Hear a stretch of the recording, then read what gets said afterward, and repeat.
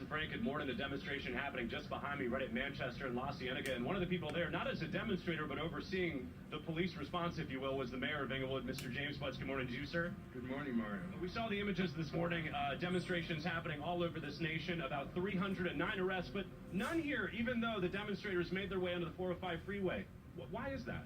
Well, I have to tell you, the Chief of Police and the Englewood Police Department executed a flawless demonstration plan, and our objective was to minimize the disruption to traffic and to maximize the opportunity for people to lawfully protest and have no injuries or arrests.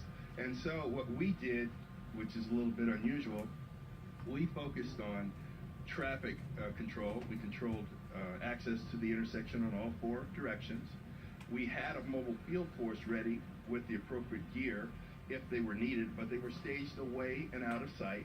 We controlled the high ground of the roofs so that we would avoid a Dallas situation. And we decided that, well, the intersection needed to be blocked whether we arrest people or whether we let them stand there. If we had a mass arrest situation, we would have had to have in platoons of mutual aid from throughout the South Bay. We would have spent 6 to 8 hours booking people in a mobile booking situation, writing citations that ultimately would be dismissed, and we still would have blocked the intersection for 6 to 8 hours. This way, they were allowed to protest. They blocked the intersection for about 2 to 2.5 hours, no arrests, no injuries, and minimal money spent on overtime.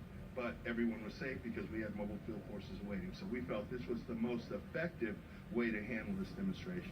You're someone who's a former police officer. Now you're the mayor, and we've heard it so often. As recently as Friday, I think we saw Snoop and the rapper The Game, and they talked about a dialogue between police officers and members of each community. Do you find that folks in your community are reaching out to members of law enforcement and the mayor yourself? Do you find that there's a good enough relationship there to maybe find some common ground to sort of find a solution?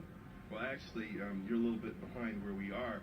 I've run 3 police departments, and that's been the hallmark of what we do, and that's the hallmark of what Chief Rada does, is engage the community on a regular basis. Because no one can say that a bad thing won't happen. No one can say a mistake won't be made.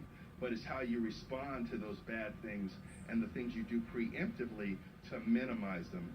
There are 3 reasons that this disproportionate representation of African Americans in bad shootings occur. 1, malignant heart. Departments that have a culture where they don't have a reverence for life and they don't monitor their people. Secondly, poor training. Tactics. They don't teach officers to maximize cover and concealment and exercise patience in their... We have to wrap up real quick. Mayor James Butts of the City of Inglewood, we appreciate your time this morning.